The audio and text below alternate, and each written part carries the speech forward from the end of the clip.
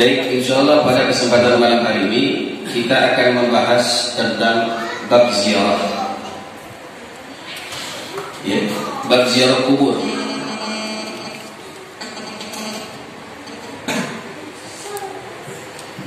Tentang bab ziarah kubur. Sebab kita nggak bakal pernah bisa melakukan satu amal tanpa kita mengetahui bagaimana tata cara untuk mengamalkan daripada amal itu sendiri. Kayak kita mau bikin donat tapi nggak bisa dan nggak tahu caranya bikin donat. Kira-kira jadi donat apa jadi apa? Hah? Jadi gado-gado. Ya donat bahan-bahannya masa ya apa namanya? Cincau. Kamu punya cincau. Nggak akan pernah bisa kita beramal tanpa dilandasi ilmu. Maka apapun amaliyah ibadah yang kita lakukan harus berlandaskan ilmu. Sholat nggak bisa semaunya kita caranya sholat. Wudu nggak bisa semaunya kita caranya wudu. Istinja nggak mau ngarang-ngarang, nggak bisa ngarang-ngarang. Begitu pun sama. Ya, ziarah baik itu ke makam para nabi, baik itu ke makam para auliya wassalihin, ataupun ziarah kepada orang-orang mukmin, orang tua kita, guru kita, ataupun daripada kerabat kita. Jadi guru kita tahu bagaimana tata caranya, ya, begitu. Ziarah itu asal kalimatnya dari zara yazuru ziyaratan. Kalau dalam ilmu sharaf, zara yazuru ziyaratan. Zara fi'il madi yang telah lampau, artinya dia telah mendatangi. Yazuru fi'il mudhari'. Ziyaratan itu masdar. Ya, zara yazuru ziyaratan masdar. Ya, seperti nasara yansuru nasran. Wa mansuran fa huwa nasir wa dzaka mansurun unsur la tansur mansurun min surun. Kayak gitu. Ya, masdar. Jadi ziarah itu artinya kita pergi mendatangi satu tempat. Jadi artinya ziarah artinya mendatangi satu tempat. Secara istilah yazuru ila makanin khasin wal awrad wal du'a fihi. Ziarah itu secara istilah kita datang ke satu makam, kita melakukan aurat-aurat, kita baca wirid-wirid, kita baca zikir-zikir dan doa untuk sahibul maqam di dalam daripada ziarah. Itu namanya ziarah. Jadi kalau kita datang ke makam orang tua kita, cuma tabur bunga langsung pergi, itu namanya bukan ziarah. Bukan ziarah. Iya, datang cuma nabur bunga doang sama air tangki. Bukan ziarah. Tapi kalau kita ziarah ke orang tua kita baca Fatihah. Minimal Fatihah. Doa Rabbi firli wali walidayya. Bisa itu dong Ustaz, enggak apa-apa. Itu namanya ziarah. Kenapa? Ada wirid, ada doa di dalam ziarah. Itu namanya ziarah. Sebab kita banyak nemuin orang ke TPU sama anak sama istri bawa najas, ya kan? Enggak bawa ustaz tadi ya. Nah, dia beli kembang 7 rupa sama air standi. Begitu datang ke makam ibunya, Bu, maafin saya ya, kembangin sama air standi, udah kabur lagi pulang. Itu namanya bukan ziarah, tapi piknik jalan-jalan. Tapi jalan-jalan ini ke makam, ya. Ya enggak, piknik bukan ziarah. Kalau ziarah itu datang ke makam orang tua kita, atau guru kita, atau saudara kita, atau anak kita. Begitu datang, minimal Fatihah. Lalu kita berdoa minimal Rabbil firli wa liwalidayya warhamhuma kama rabbayani shaghira. Selesai, mau dikembangin nggak dikembangin itu ada. Kalau di ziarah nggak bawa kembang nggak apa-apa. Yang penting itu doain. Kembang itu bukan hal yang keharusan. Ini mesti paham. Kembang 7 rupa yang kita taruh di atas makam orang tua kita itu bukan hal yang wajib. Ya, itu ada. Al-'adatu muhkamah. Bukan sesuatu yang wajib. Ya. Jadi kalau ziarah umpama gitu. Tapi biasanya kembang itu buat tandain. Biasanya kalau mau Ramadan, ada apa namanya itu? Kalau mau Ramadan apa munggahan. Biasanya kalau kita ziarah ke makam orang tua kita, ada kembang yang kira-kira baru, berarti ini orang tua kita udah diziarahin, tapi nggak tahu siapa. Betul nggak? Nandain, cakap nggak? Tapi kalau kita nggak ada kembang ini, wah, ini nggak belum ada yang datang di ziarah, ya kan? Ke makam orang tua. Ya, begitu. Itu ziarah. Jadi kita datang ke satu makam, ya, membaca doa, membaca satu wirid, boleh itu Fatihah, boleh itu tahlil, boleh baca ratib, jadi ditutup dengan doa, baru kita pulang. Itu namanya ziarah kubur namanya begitu ya. Jadi kalau cuma ngasih kembang doang bukan ziarah namanya, tapi piknik, jalan-jalan. Anna ziyarata min a'malid din laisa hiya 'adatun. Ziarah itu bukan adat. Ziarah itu bukan adat, bukan kebiasaan, tapi ziarah itu adalah amalannya Nabi Muhammad sallallahu alaihi wasallam. Ya, cuma amalannya Nabi ini alhamdulillah sudah jadi kebiasaan buat orang, betul enggak? Ya. Walaupun ziarahnya setahun sekali begitu. Ya. Yang penting kan doanya, betul? Ya syukur-syukur lahir batin kita bisa. Ya, batinnya kita doa, lahirnya kita ke makam orang tua kita begitu. Ya. Jadi ini bukan kebiasaan, bukan adat, tapi ini ajaran agama. Ziarah itu ajaran agama. Ya, di luar daripada orang yang membid'ahkan ziarah, terserah buat mereka bid'ah. Buat kita ahlu sunnah wal jamaah bukan bid'ah, tapi sunnahnya Nabi Muhammad. Di balik sunnah ada kejayaan. Man ahya sunnati faqad ahabbani, wa man ahabbani kana ma'i fil jannah. Orang barang siapa di antara kita yang menghidupkan sunnah Nabi, ya, faqad man ahya sunnati faqad ahabbani, sungguh dia telah mencintai daripada Nabi Muhammad sallallahu alaihi wasallam. Jadi kalau kita cuma ngaku cinta sama Nabi, enggak menghidupkan sunnah-sunnah Nabi, namanya cinta kita cinta palsu alias kang bohong. 378 tipu. Nah, tukang tipu. Begitu pun sama. Jadi ziarah kubur ini adalah sunnah Nabi, bukan adat. Ya, sunnah Nabi tapi dijadikan sebagai kebiasaan oleh orang-orang Muslim. Bagus tidak? Bagus tidak? Bagus. Kenapa? Ya saat kita ke makam, cuma sekarang beda makam sekarang sama makam dulu. TPU sekarang beda sama TPU dulu.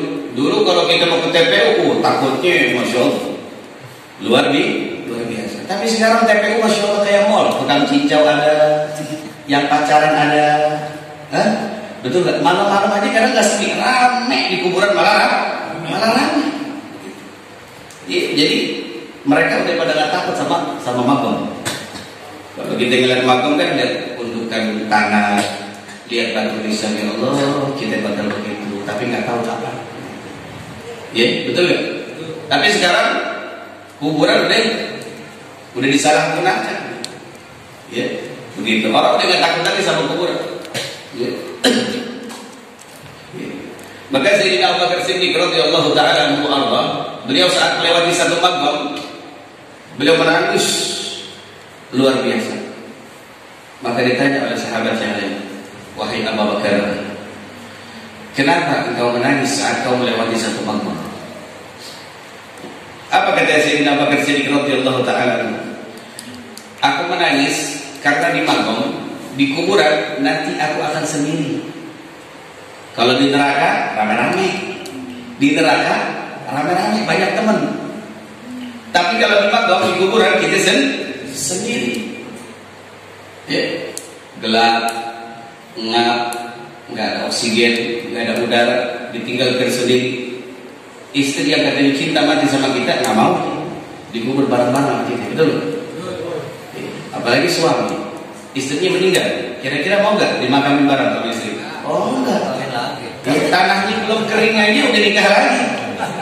Tanah makam istrinya masih basah, jual lagi nggak ada urusan. Laki begitu kan? Hah? Boleh nggak? Boleh, nggak ada masa idah. Kalau wanita baru masa idahnya ada, suami meninggal tunggu masa idah. Nggak bisa kayak laki-laki, makanya laki-laki Rijal itu wamuna dalam Islam. Kita pemimpin. Kita yang setir istri yang nyetir di masih ada kayak begitu. Takut sama istri, suami takut sama SST. Ya, nggak ada yang rela mau masuk ke dalam dikubur sama kita. Kita bakal sendiri. Sahabat yang katanya cinta sama kita, oh aneh setia sama antum, masya Allah. Ya, tapi saat kita mati masuk ke dalam kubur, kira-kira ada yang nemenin nggak? Nggak ada, sendirian. Sendirian, kasihan deh lu. Ya. Maka ada seorang orang tua punya anak 3. Yang pertama namanya Harben, yang kedua namanya Anis, yang ketiga namanya Amson. Saat bapaknya dalam keadaan sakit, dipanggil Harben sini. Kalau nanti bapak nggak punya umur, diwafatkan oleh Allah Subhanahu Wa Taala, kamu temani bapak di alam kubur. Apa kata Harben? Aduh pak, mohon maaf, sampai sini aja nemenin ini. Nggak sanggup saya ikut bapak di dalam kuburan. Begini. Dipanggil Anis, anak bapak yang paling dari pelan cantik, luar biasa. Dipanggil sini. Nanti bapak kalau mati wafat, tolong temenin bapak di makom. Di kubur bapak sendirian, tolong temenin. Nah, kata dia anaknya yang namanya Anis, apa? Aduh bapak, maaf, seribu maaf, nemenin sampai sini aja ya pak. Nggak berani saya nemenin bapak di dalam kuburan. Nangis berlinang air mata ayahnya, betul tidak? Yang ketiga anak Amsol sini. Nanti kalau bapak mati, kamu siap gak nemenin bapak di alam kubur? Amsol bilang apa? Siap. Saya akan setia nemenin bapak sampai di liang lahat, sampai nanti jumpa dengan Allah Subhanahu Wa Taala. Siapa di anak Harben? Siapa? Harta benda. Orang mati, Honda Jessica bakal dibawa. Orang mati, rumahnya bak istana sang raja tidak akan pernah dibawa. Istrinya yang cantik, hartanya gelangnya, jam tangannya Rolex, bakal dibawa. Nggak bakal dibawa, betul nggak? Nggak bakal dibawa. Dia nggak bakal ikut sama kita. Kita cuma bawa kain kafan. Yang kedua Anis, apa? Anak istri. Anak yang kita bangga-bangga itu, anak saya mah pintar, anak saya mah soleh, anak saya mah soleha, anak saya rajin terus. Yang kita bangga-banggakan. Kemudian istri yang kita puji-puji, istri saya macam, istri saya begini. Saat kita mati, dimasukkan ke dalam liang lahat, Anis anak istri tidak akan pernah mau ikut dengan kita, saudara. Cuma bisa menangiskan saja jasad kita, nangis. Bapak, ayah, begitu doang bisa.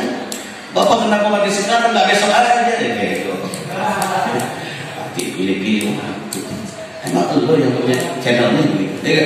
Al-mautu ya'ti baghtah kata Rasulullah. Kematian itu akan datang mendatangi kita dalam keadaan mendadak, saudara. Mendadak. Nggak ada kabar. Malaikat maut nggak punya nomor WA, nggak bisa DM gitu di Instagram. Malaikat maut ada? Nggak ada ya? Kalau ada, saya minta dong. Bulan bin bulan, kalau kita tahu nih, bulan bin bulan lo bakal mati hari ini, jam segini, di tempat ini, dalam keadaan ini. Kira-kira kalau kita tahu apa yang kita bakal lakukan? Sekarang ada apa? Sabtu, Minggu, Senin, Selasa. Kata malaikat maut, bulan bin bulan, ente meninggalnya nanti hari Selasa, ba'da subuh. Dari sekarang sampai hari Selasa, kira-kira kalau kita tahu waktu kita bakal mati, bakal modal, apa kira-kira bakal kita lakukan? Apa yang kira-kira bakal kita lakukan? Iktikaf dulu di masjid. Bakal bingung. Ini orang tiap hari iktikaf. Iyalah, kalau hari Selasa mati. Berzikir ribuan kali, istighfar, taubat dan nasuha, teteskan air mata, ibadah kepada Allah, kerja ditinggalin, dagang ditinggalin. Kenapa? Hari Selasa gua modal, hari Selasa gua mati. Kata malaikat, andai kata tahu, yang jadi masalah kita nggak tahu, betul nggak?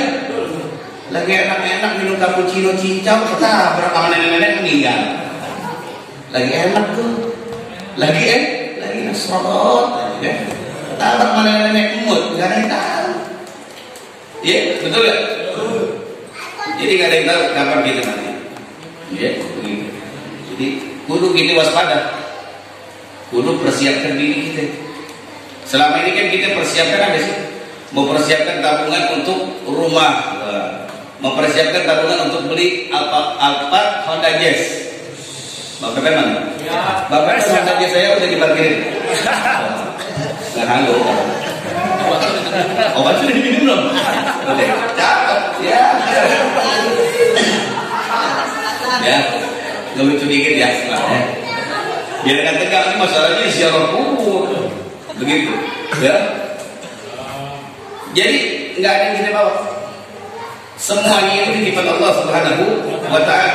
Ketika Allah Subhanahu wa Ta'ala ingin mewafatkan kita, ya nggak ada kabar, nggak dikabarin. Itu datang mendadak begitu. Jadi jangan pernah berpikir besok hari kita bakal masih hidup. Jangan pernah berpikir besok kita masih hidup. Nggak ada yang tahu, saudara. Siapa yang bisa menahan kematian? Siapa yang bisa? Nggak ada. Nabi Allah Musa alaihi salatu wassalam pernah dijumpai oleh malaikat maut. Allah mengutus malaikat maut, malaikat datang kepada Nabi Allah Musa. Begitu datang kepada Nabi Allah Musa, Assalamualaikum. Kata Nabi Allah Musa, Waalaikumsalam. Man anta? Ente siapa? Kata Nabi Allah Musa, Ana malikal maut. Begitu mendengar saya malaikat maut, itu mukanya memerah, saudara. Matanya melotot memerah, mukanya memerah. Mau apa itu? Maka turi benar. Ente mau ngapain datang sini? Saya diutus oleh Allah Subhanahu wa Ta'ala untuk mencabut ruh daripadamu, wahai Nabi Allah Musa. Ketika Nabi Allah Musa tahu ruhnya pengen dicabut, maka ditampar pipi daripada malaikat maut, saudara. Ditampar, kelepah. Itu malaikat maut balik kepada Allah Subhanahu wa Ta'ala, lalu diberikan panjang umur daripada Nabi Allah Musa. Itu sekelas Nabi Allah Musa disambar malaikat maut ditampar lo tampar malaikat maut, balik tampar lo. Iya, lu menampar gue kata malaikat gue tampar balik lo. Betul gak? Nabi Allah Musa. Sayyidatuna Aisyah radhiyallahu anha. Siapa beliau? Sayyidatuna Aisyah siapa? Ummul Mukminin, istrinya baginda Nabi Muhammad sallallahu alaihi wasallam. Beliau pernah berkata dalam Sahih Bukhari, "Ya Rasulullah, andai kata nanti kematian itu datang, kami takut ya Rasulullah." Apa kata Rasulullah? Berikan kabar gembira bagi orang-orang yang beriman dan taat kepada Allah Subhanahu wa Ta'ala, maka kematian menjadikan sebuah perjumpaan yang merindukan kepada Allah Subhanahu wa Ta'ala. Begitupun sama dengan Nabi Muhammad. Nabi Muhammad kekasih Allah, Nabi kita itu merasakan yang namanya sakaratul maut. Ya, merasakan yang namanya sakaratul maut. Saat dicabut ruhnya dari jasad Nabi Muhammad sallallahu alaihi wasallam, ya, beliau merasakan yang namanya keringat sebesar-besar biji jambu. Minta minum beberapa kali. Saya ingat abah saya tuh, waktu mau meninggal tuh, minta minum beberapa kali. Ini basah pakaiannya dengan apa? Keringat. Begitu pun sama dengan Nabi Muhammad SAW. Dikatakan ya malaikat, beginikah rasa nanti daripada sakaratul maut umatku? Ya Rasulullah, kata malaikat maut, ini sudah cara yang paling perlahan aku lakukan untukmu ya Rasulullah. Maka ketika itu Nabi Muhammad SAW dalam keadaan sakaratul maut, beliau mengatakan, ya Allah, separuh rasa sakit daripada umatku biar aku yang tanggung. Sallallahu alaihi Muhammad. Separuh rasa sakit sakaratul maut kita nih udah ditanggung sama Nabi Muhammad. Itu saking cintanya Nabi sama kita.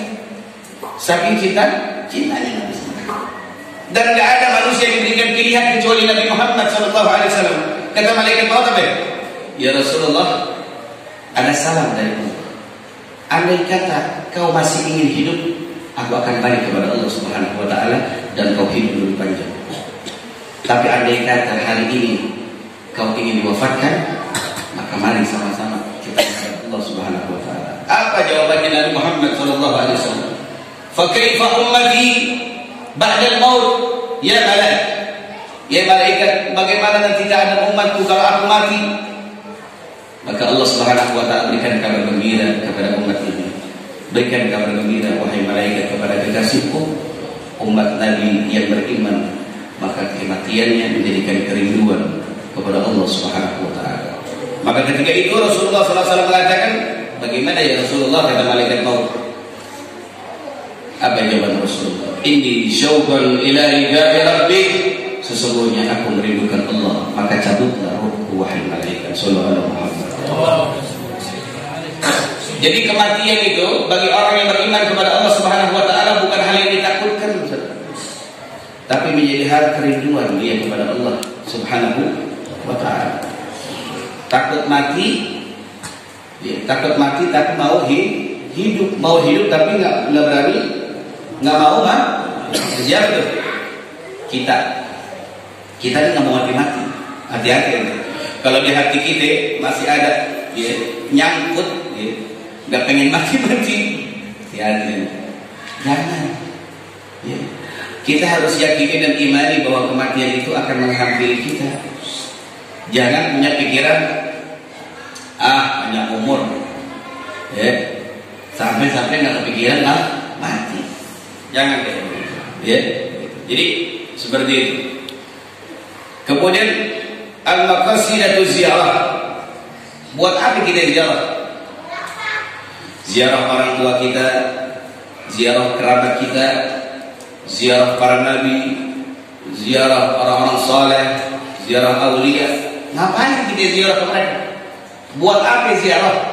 Orang udah mati, ngapain kita datang ke mereka? Yang pertama zikrul maut, untuk mengingat kematian. Kalau kita ziarah, lihat makam, ya Allah, suatu saat gue bakal kayak begini, dikubur, dipakai batu nisan, bakal kayak begini. Ingat mati. Makanya orang yang hatinya keras itu nggak pernah mengingat kematian. Orang yang tulul amal, banyak angan-angan, seolah-olah dia bakal mati 30 tahun lagi. Wallahu a'lam bishawab. Nggak ada yang tahu. Besok kita masih nikmatin matahari apa enggak, kita nggak ada yang tahu. Iya, nggak ada yang bisa jamin. Siapa bisa menjamin kehidupan kita di dunia? Nggak ada yang bisa. Maka saat kita ziarah, itu untuk mengingatkan kita kepada kematian, bahwa kita itu bakal mati. Yakini di hati kita itu bakal mati, cuma nggak tahu kapan mati itu. Bakal kayak begitu tuh. Bakal dimakami, dikubur, ditinggalin sendirian. Bakal begitu tuh kita tuh. Gitu. Yang kedua apa? Tujuan kita ziarah, taltiful qalb, untuk melembutkan hati kita yang begitu keras. Ini hati kita keras. Tahu nggak tanda-tanda orang yang hatinya keras? Menolak setiap kebaikan yang datang kepada diri. Ada anak kecil bilang begini, Pak, jangan lewat sono. Itu ada galian, takutnya nyemplung. Di bapak bilang apa? Ini bocah ingusan baru kemarin.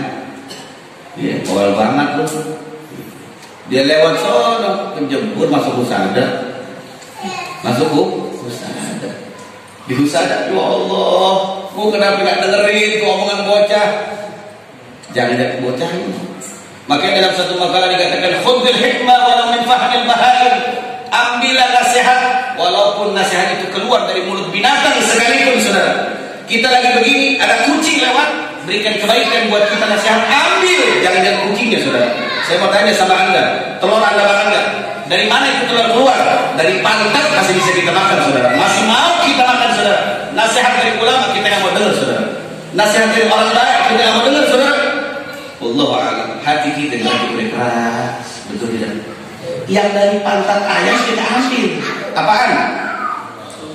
Telur dari mana? Telur dari mulut ayam. Ayo, dari mana telur?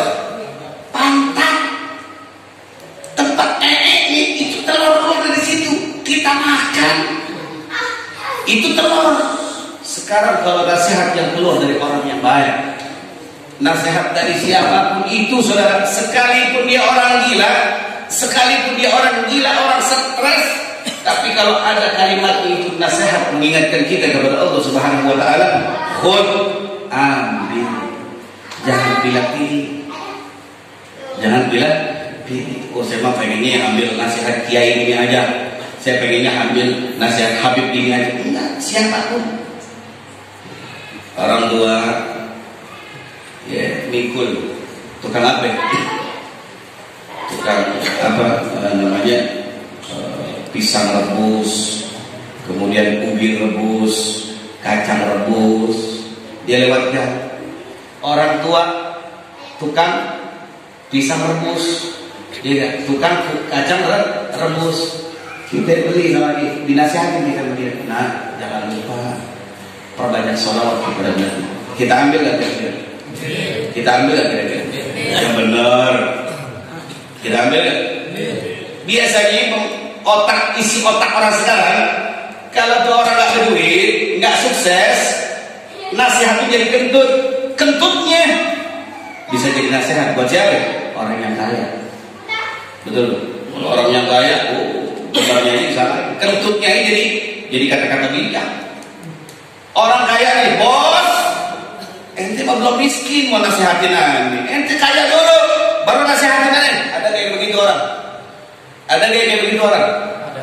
Mau dengerin nasihat pilih orang, saudara? Ada kayak begitu? Ada banyak. Mau nasihatin orang, hidupnya jadi miskin, susah, betul gak? Tapi kalau ada orang kaya, sekalipun dia orang kafir, non muslim, ngomong salahnya ini dibenerin, kentutnya aja jadi kata-kata mutiara. Kentutnya aja jadi kata-kata mutiara. Kenapa? Berduit, bos, juragan. Tapi kalau miskin, entar dulu ente mau kasih nasihat. Maka ini tanda orang-orang yang hatinya mati. Kan dibilang tadi, khudil hikmah walau min fahmil bahari. Ambillah nasihat walaupun dari mulut binatang sekalipun. Dari kecoa nih, tikus lewat kita. Ngasih nasihat tentang begitu. Ambil, jangan lihat tikus. Undur makalah wala tandur. Lihat omongan. Jangan lihat siapa yang ngomong. Walaupun saya pakai ubang-ubang, nih ubang-ubang begini, ya. Kalau saya ngomongnya ngaco, melanggar syariat, jangan ente dengerin, haram, nggak boleh. Ubang-ubang sorban kayak jadi jaminan, saudara. Orang tua, ya Allah, luar biasa. Yang mikul, tapi nasihat Insya Allah mengingatkan kita kepada Allah dan Nabi Muhammad Sallallahu Alaihi Wasallam, mengingatkan kita mati. Ambil, saudara. Ya, tuh. Jadi kalau hati kita keras, ya begitu susah. Ya, maka Imam Ghazali mengatakan dalam kitab Ayyuhal Walad, memberikan nasihat itu gampang. Tapi orang yang menerima nasihat itu susah. Orang sekarang pilih-pilih. Kalau sukses kayak gue dengerin omongan lo, kentut aja jadi kata-kata bijak. Betul gak? Tapi kalau orang miskin, udah miskin, soleh, alim, ahli ibadah kepada Allah, nasihatnya menuju kepada Allah Subhanahu wa taala, enggak didengerin, saudara. Kenapa? Cuma gara-gara satu, miskin, saudara. Inna lillahi wa inna ilaihi. Itu hati keras tuh, saudara. Keras hati. Makanya dengan ziarah kubur, biar apa? Tantifun hati kita lembut. Dinasihati, terima kasih. Antum begini-begini, alhamdulillah, makasih. Antum begini-begini, alhamdulillah, makasih. Antum ada lihat, masya Allah, gila pujian juga. Antum ada lihat, masya Allah, orang itu luar biasa. Kayaknya rajin ibadah, alhamdulillah, mohon doanya. Cakep. Jawabnya begitu. Jangan udah orang muji kita makin jadi kita kayak setan. Ente karena lihat, masya Allah, ibadahnya luar biasa. Ya aneh gitu loh. Ada begitu, nggak boleh. Maka aulia Allah Subhanahu wa taala, ulama-ulama yang menjadi aulia sampai pada derajat dan maqam aulia, mereka tidak gila dengan pujian, saudara. Mereka tidak gila dengan harta, mereka tidak gila dengan dunia. Kenapa? Karena hubbud dunya ra'su kulli khatiyah. Rakus dan cintanya kita kepada dunia itu asal muasal kita kesalahan kita kepada Allah Subhanahu wa taala. Nggak sholat gara-gara apa? Coba lihat, pasti gara-gara dunia. Betul nggak? Dunia buruk kita, akhirat kita nggak pernah tahu. Padahal dunia ini bakal hancur, bakal sebentar. Ya, makanya buka hati kita. Siapa aja yang ngomong selama itu kebaikan, ambil. Biar apa? Biar hati kita lembut. Jangan pilih-pilih kalau nasihat. Yang baik, yang buruk, buang jauh-jauh. Tapi jangan diamalin kalau sholat Jumat ya. Kata Ustaz, yang bagus ambil, yang jelek jangan diambil. Sendal saya kebetulan jelek. Ada yang bagus diambil sendal orang loh. Jangan diamalin di sini. Nasihat, betul gak? Ya. Itu yang kedua, tujuan kita ziarah kubur. Yang ketiga, syifa'ul qulub, untuk mengobati hati kita. Ini hati kita sakit sebenarnya. Kita datang ke majelis ini karena hati kita lagi sakit, sama kayak saya juga hatinya sakit ini. Pengen terus diperbaiki, bagaimana caranya? Hadir terus ke majelis ini. Salah satunya adalah ziarah kubur. Sakit hati kita, berprasangka buruk sama orang, ya Allah. Sampai Al-Imam Al-Qutub Qutbil Izzat wa Gausi Ibad wal Bilad Habibullah bin Al-Haddad, beliau mengatakan seluruh orang baik melebihi kebaikannya daripada aku. Jadi beliau itu mengkultuskan dirinya, Bapak, jelek deh. Ente semua baik, lebih baik daripada saya. Lebih banyak ibadahnya, lebih banyak ilmunya, lebih banyak kebaikannya. Kalau saya mau bilang apa-apa. Itu aulia Qutbil Izzat wa Gausi Ibad. Ya, Masya Allah. Siapa yang kita contoh kalau bukan beliau? Betul gak? Jangan kita merasa paling benar, paling baik. Ya Allah, boleh mau amal aja. Kalau ada lihat ketika ini orang baik, ya Allah, ente nggak tahu aja. Kita dipandang baik sama orang. Contoh saya, antum semua mungkin, insya Allah mandang ada baik. Bukan karena saya baik, tapi karena Allah Subhanahu wa Ta'ala menutupi kerusakan, borok saya dan cacat saya. Andai kata Allah buka daripada keburukan saya, cacat saya, borok saya di hadapan kalian, antum malam ini gak akan mau kumpul dengan saya. Jadi ini kita belum baik. Jadi kalau ada orang yang kita baik, Allah sudah menutupi. Ya Allah, dia gak tahu kita ini bahasa kasar kita ini masih rusak. Cuman orang menganggapnya kita baik. Kita berterima kasih kepada Allah. Kenapa? Karena Allah tutup kita punya aib, keburukan. Betul gak? Ya, begitu. Jadi untuk mengobati kita punya hati. Yang terakhir, sudah setengah 10. Wasijnun linnafs, untuk itu mengekang kita punya hawa nafsu. Hawa nafsu itu menggebu-gebu saat datang. Hawa nafsu di dalam Burdah dikatakan Imam Busairi, wa nafsu katifli. Nafsu itu seperti anak kecil. Tahu anak kecil? Anak kecil kalau dikasih anak aja mau, betul nggak? Nafsu kayak begitu, hawa nafsu kayak begitu. Ngegolak dia. Kalau nafsu lagi datang ngegolak dia, membara.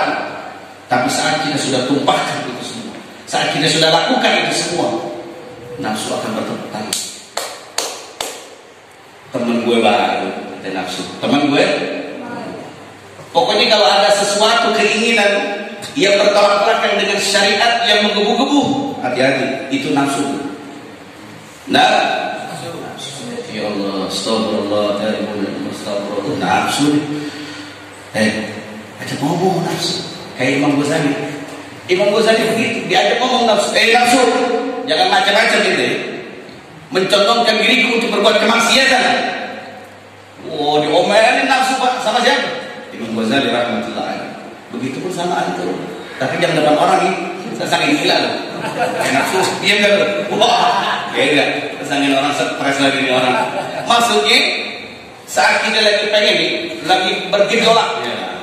Kalau bahasa bergejolak, antum paham dong? Bergejolak, membara, itu hawa nafsu. Kalau dia bergejolak, membara, empot-empotan, hati-hati. Nafsu, saudara. Tahan. ambil wudhu buru-buru, baca salawat kepada Nabi Muhammad SAW, langsung reda. Enggak pakai besok, langsung hari itu reda. Alhamdulillah, terselamatkan diri kita dari hal-hal yang bersifat kemaksiatan kepada Allah Subhanahu wa Ta'ala. Maka ziarah kubur itu intinya begitu. Bukan kita yang macam-macam ziarah kubur. Jangan niat macam-macam kalau ziarah kubur. Pertama, kalau ziarah kubur itu niatnya menjalankan sunnah Nabi. Yang kedua, biar kita ingat mati, biar hati kita lembut, biar apa lagi, hati kita baik, biar kita terobati, biar nafsu kita bisa terkontrol sama kita, biar kita dapat berkah daripada orang tua kita. Kalau kita ke wali, aulia, biar kita dapat sir atau barakah daripada aulia Allah. Apalagi para nabi. Ziarah ke makam Rasulullah, ziarah ke makam Nabi Hud, Yaman, Karim, Hadramaut. Cita-citain dari sekarang sama. Saya juga terus bercita-cita untuk ziarah ke makam Rasulullah. Walaupun sampai sekarang belum bisa ziarah ke makam Rasulullah, tapi tidak apa-apa. Suatu saat kita bakal bisa ziarah ke makam. Yakin itu? Yakin. Gitu. Seperti itu. Jadi pembahasannya untuk malam hari ini itu saja, dikarenakan masih banyak. Maka saya bilang, kayaknya besok bakal tuntas kita membahas tentang ziarah kubur karena masih banyak. Ini saya nukil dari beberapa kitab. Hukum ziarah. Kemudian waktu-waktu ziarah.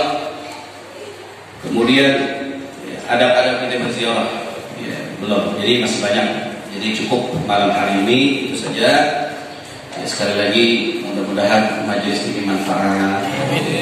Kalau ada manfaatnya jangan ikuti, kalau ada mudaratnya jangan ikuti. Kalau ada kata-kata saya yang salah, kalau tegur itu jangan pakai medsos, tapi langsung tatap muka. Biar saya kasih hadiah dulu. Begitu orang sering kasih hadiah. Alhamdulillah. Kalau manfaat, mudah-mudahan majelis kita, majelis kayak begini, mudah-mudahan mendapatkan berkah dari Allah. Ada 40 orang kan? Kira-kira ada 40 orang kan? Kurang lebih 40.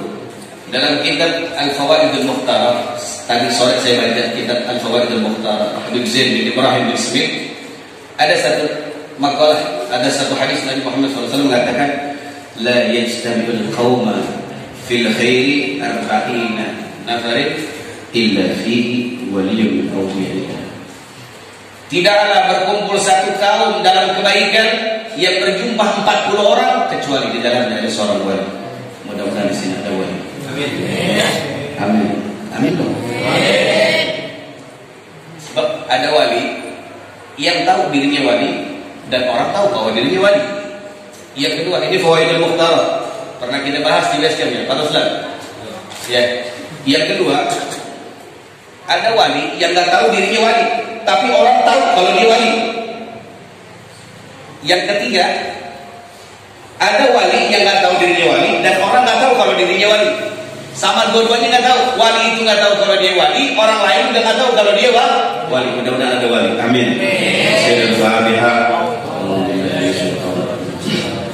Alhamdulillahirabbil alamin arrahmanir rahim maliki yaumiddin. Iyyaka na'budu wa iyyaka nasta'in ihdinas siratal mustaqim siratal ladzina an'amta 'alaihim ghairil maghdubi